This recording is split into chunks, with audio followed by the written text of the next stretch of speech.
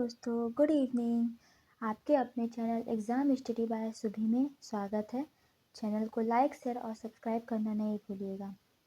ये वीडियो को लास्ट तक ज़रूर देखिएगा, स्किप नहीं करिएगा।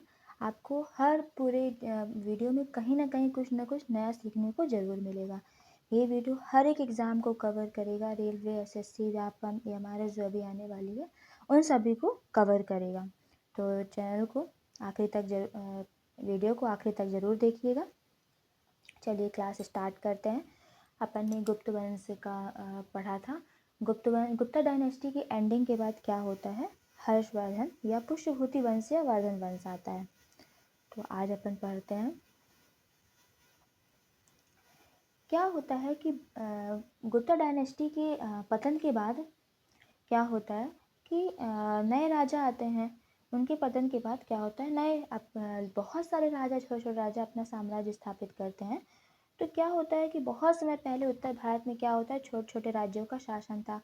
हर राज्य क्या है, अपने में ही मजबूत था, लेकिन कोई बड़ा शासक उत्तर भारत पर शासन नहीं कर पा रहा था। तो इसी बीच में एक छोटे राजा आते हैं, जो इनका नाम है कि पुष्यभूति आते हैं। कौन आते हैं? पुष्यभूति आते हैं, जिन्होंने क्या किया, पुष्यभूति वंश के संस्थापक बने। पुष्यभूति वंश के संस्थापक बनते हैं। इनकी राजधानी क्या थी? थानेश्वर थी। इनकी राजधानी क्या होती है? थानेश्वर होती है, जो कि आज का कहाँ है? आज जो है हरियाणा में है और कुरुक्षेत्र जिले में, हरियाणा के कुरुक्षेत्र जिले में वर्तमान में स्थित है। ऐसे ही कई राजा धीरे धीरे आते हैं। इनकी भी मृत्यु होने के बाद फिर एक आते हैं राजवर्धन। राजवर्धन को क्या किया? देवगुप्त ने मार डाला। परंतु देवगुप्त के मित्र गौड़ नरेश शशांक ने धोखा देकर क्या कर दिया? राजवर्धन ने क्या किया? देवगुप्त को मार डाला। फिर एक क्या होते हैं कि जो देवगुप्त के मित्र होते हैं, उनके गौड़ नरेश शशांक ने धोखा देकर राजवर्धन की हत्या कर दी। अब राजवर्धन की हत्या के बाद क्या होता है, कोई ना कोई शासक तो आएगा कि जो क्या कर सके, कोई बड़ा शासक जो उत्तर भारत पर क्या कर सके, शासन कर सके। तो इसी बीच में क्या होता है कि राजवर्धन की जो मृत्यु है वो 606 ईस्वी में राजवर्धन की मृत्यु हो जाती है। तो जब 606 ईस्वी में राजवर्धन की मृत्यु हो जाती है, तो 16 वर्ष की अवस्था में एक ऐसा व्यक्ति आता है, 16 वर्ष की अवस्था में एक ऐसा व्यक्ति आता है जिसका नाम क्या था? हर्षवर्धन। क्या नाम था? हर्षवर्धन आता है। हर्षवर्धन जो था वो क्या करता है कि 16 वर्ष की अवस्था में हर्षवर्धन, तो ये जो हर्षवर्धन थे, इनका जो जन्म हुआ था, बचपन से ही बहुत साहसी थे। राजनीति और युद्ध क्या करें कि बहुत साहसी थे और क्या थे? धर्मप्रिय थे। क्या थे? धर्मप्रिय थे। जैसे जैसे वे बड़े होते गए, उन्होंने क्या किया कि राजनीति और युद्ध कौशल क्या किया? सीखना शुरू कर दिया। युद्ध कौशल भी सीखना शुरू कर दिया, ताकि अगर युद्ध कौशल सीखेंगे तब तो एक राजा को युद्ध कौशल सीखना बहुत महत्वपूर्ण होता है, तभी तो वो अपने राज्य का विस्तार कर सकता है। तो सीखना शुरू कर देते हैं। हर्षवर्धन ने क्या किया कि अपने साम्राज्य का विस्तार करना शुरू कर दिया। अब 16 वर्ष की अवस्था में वे कहाँ पे गद्दी पे बैठते हैं? थानेश्वर में ही गद्दी पर बैठते हैं। हर्ष को एक और नाम से जाना जाता है, ये जरूर याद रखिएगा कि हर्ष को एग्जाम में पूछा हुआ क्वेश्चन है कि हर्ष को किस नाम से जाना जाता है? तो हर्ष को शिलादित्य के नाम से भी जाना जाता है। हर्ष ने क्या किया कि शशांक को पराजित करके कन्नौज पर अधिकार कर लिया। और जब कन्नौज पर अधिकार कर लिया तो उन्होंने क्या किया कि इसे अपनी राजधानी घोषित कर दी। क्या बना दिया? राजधानी बना दिया। हर्ष ने क्या किया कि अपने साम्राज्य का विस्तार करना तो शुरू किया। उसने उत्तर भारत के कई राज्यों को क्या किया, मिलाकर एक मजबूत साम्राज्य बनाया और उसकी राजधानी, जैसे कि मैंने अभी बताया, कि कन्नौज बनी। हर्षवर्धन जो था सिर्फ केवल एक योद्धा नहीं था। क्या था? केवल एक योद्धा नहीं था, बल्कि धर्म और शिक्षा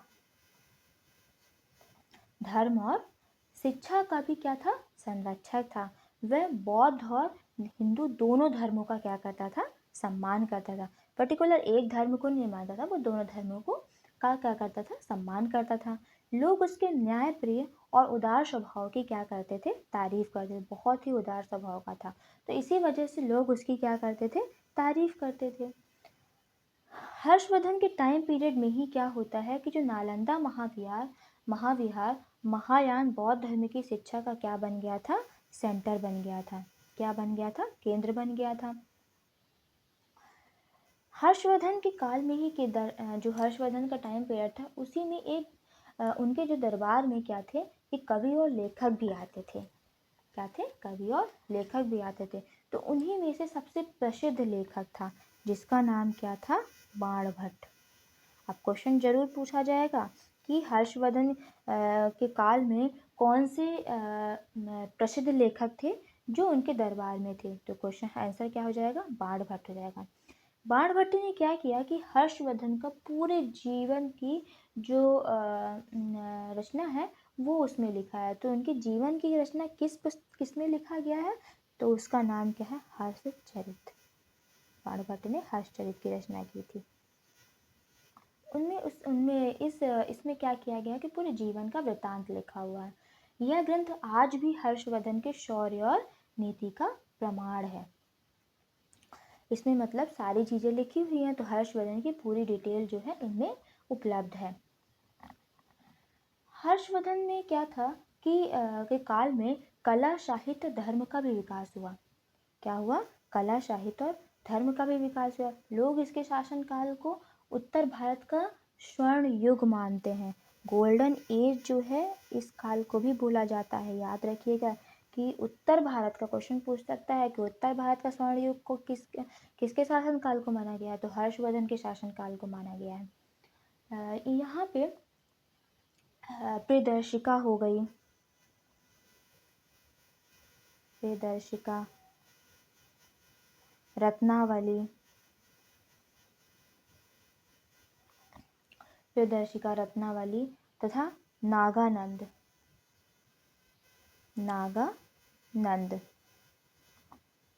नामक 3 क्या थे, संस्कृत नाटक थे। ये नाटक का नाम पूछा जाता है।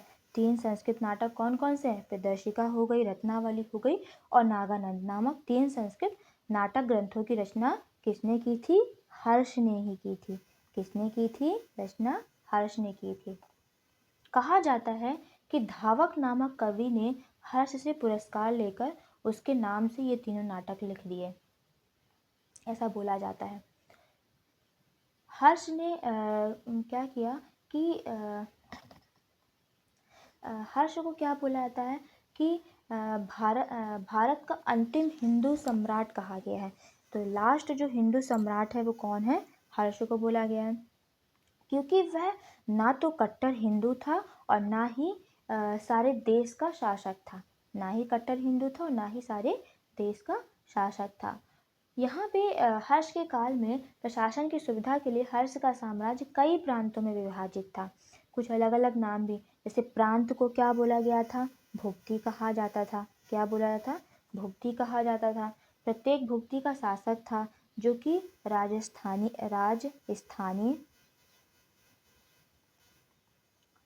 उपरिक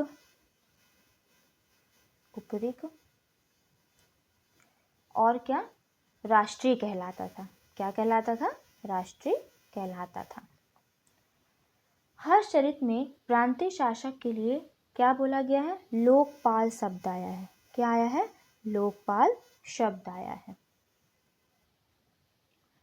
हर्ष के समय भी याद रखिए, ये क्वेश्चन जरूर पूछा जाता है कि हर्ष के समय जो मथुरा था, हर्ष के टाइम पीरियड में जो मथुरा था वो क्या था, सूती वस्त्रों के निर्माण के लिए प्रसिद्ध है। जो कॉटन फैब्रिक होता है या कॉटन कपड़े होते हैं, उनके लिए क्या था, वस्त्रों के निर्माण के लिए प्रसिद्ध था।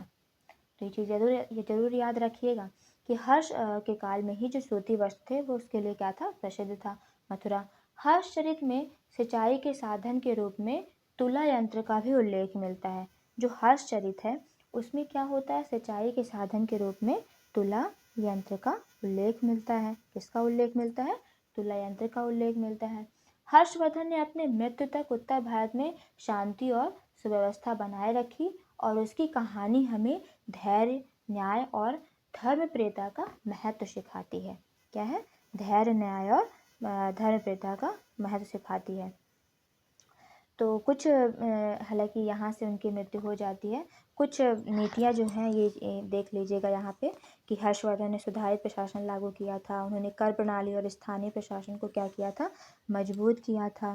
धर्म और शिक्षा पर भी क्या विशेष ध्यान दिया था। ये तो सब चीज़ें मैंने आपको बता ही दिया है। और ये थोड़ा सा देख लीजिए कि हर्षवर्धन ने मालवा, मेवाड़ और बंगाल के क्षेत्र में भी विजय प्राप्त की थी।